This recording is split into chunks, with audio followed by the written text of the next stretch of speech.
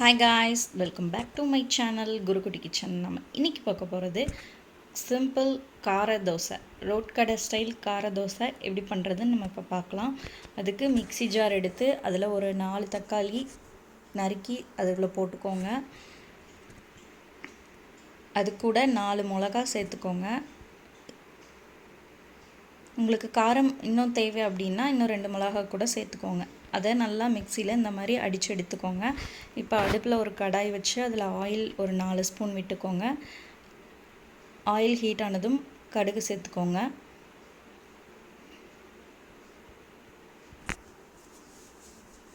கடுகு நல்லா பொரிஞ்சு வரட்டும்.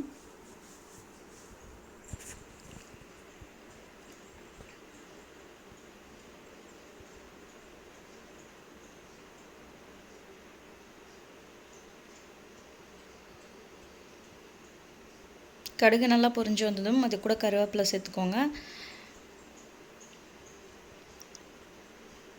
இப்போது அது கூட ஒரு 3 வெங்காயம் அளவுக்கு எடுத்து அதை குட்டி குட்டியாக நறுக்கி அதையும் இது கூட ஆட் பண்ணிக்கோங்க. இந்த அளவுக்கு குட்டி குட்டியாக நறுக்கிக்கோங்க.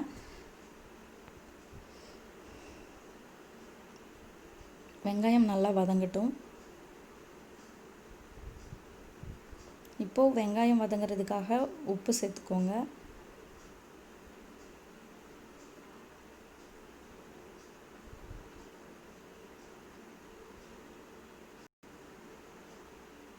வெங்காயம் இந்த அளவுக்கு கலர் மாறி வந்ததும் அந்த தக்காளியை அரைச்சி வச்சோம் இல்லையா, அதையும் இது கூட சேர்த்துக்கோங்க. சேர்த்து அந்த மிக்ஸி ஜாரில் உள்ளதை மட்டும் தனியாக கழுவி இதில் ஊற்றிக்கோங்க. தண்ணி அளவாக விடுங்க. தண்ணி ஜாஸ்தி விட்டிங்கன்னா டேஸ்ட் இருக்காது, ஒரு மாதிரி டேஸ்ட் டிஃப்ரெண்ட்டாக இருக்கும். ஸோ தண்ணி அளவாக விட்டுக்கோங்க. இப்போ நல்லா கொதிச்சு வர வரைக்கும் வெயிட் பண்ணுங்கள். அந்த பச்சை வாடை போகிற வரைக்கும் நீங்கள் கலரி விட்டுட்டே இருங்க. இப்போ அது கூட நான் ஒரு ஸ்பூன் அளவுக்கு தனியாத்தூள், அதாவது கொத்தமல்லி தூள் சேர்த்துருக்கேன். அப்புறம் ஒரு அரை ஸ்பூன் மஞ்சள், காரத்துக்காக மிளகாத்தூள் சேர்த்துருக்கேன். உங்களுக்கு இன்னும் காரம் தேவைன்னா சேர்த்துக்கோங்க. நான் அதில் 4 மிளகா சேர்த்தனால ஒரு அரை ஸ்பூன் சேர்த்துருக்கேன் கூட, அவ்வளோதான். அதுவும் நல்லா கலந்து விட்டுக்கோங்க.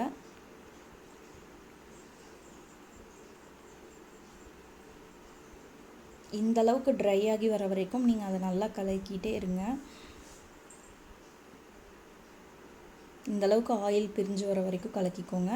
இப்போ நம்ம தோசைக்கான அந்த சட்னி ரெடி ஆகிடுச்சு. இப்போது நம்ம தோசை விட்டுடலாம்.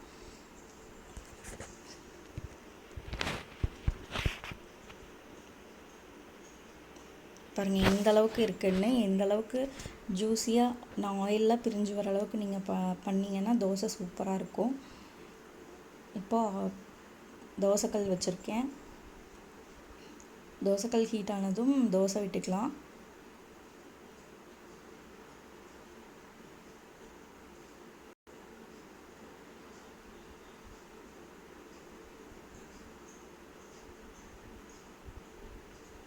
ஆயில் விட்டுக்கோங்க.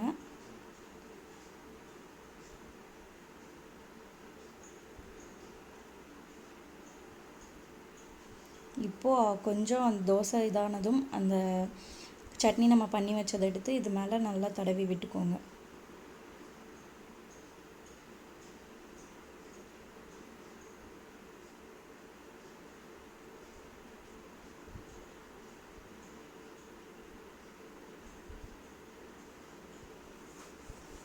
இதை நீங்கள் மூடி வச்சு கூட எடுத்துக்கலாம். இப்போ ஒரு ஸ்பூன் ஆயில் விட்டுக்கோங்க.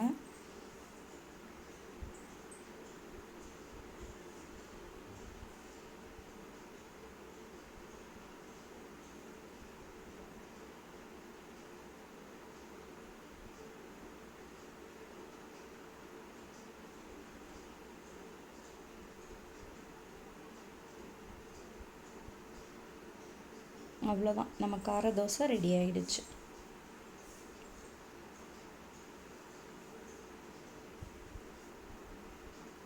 இப்போ இன்னொன்று கூட விட்டு காட்டுறேன் பாருங்கள்.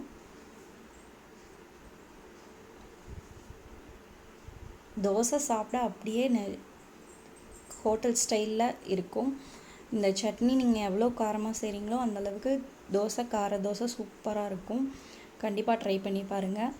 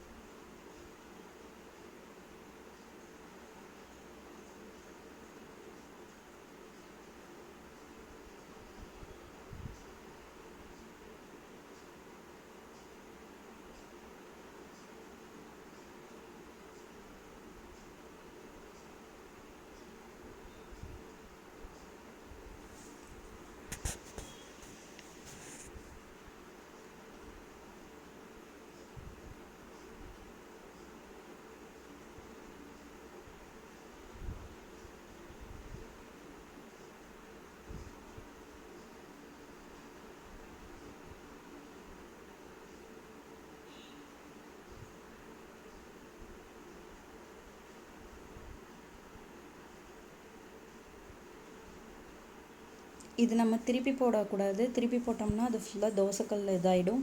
ஸோ நம்ம திருப்பி போடாமல் அப்படியே மூடி எடுத்துக்கணும்.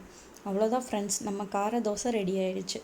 இதுக்கு பர்ஃபெக்டான சைட் டிஷ் தேங்காய் சட்னி. இதோடு வச்சு சாப்பிட்டு பாருங்கள், செம்ம டேஸ்ட்டாக இருக்கும். கண்டிப்பாக உங்களுக்கு பிடிக்கும். ட்ரை பண்ணி பாருங்கள். தேங்க்யூ.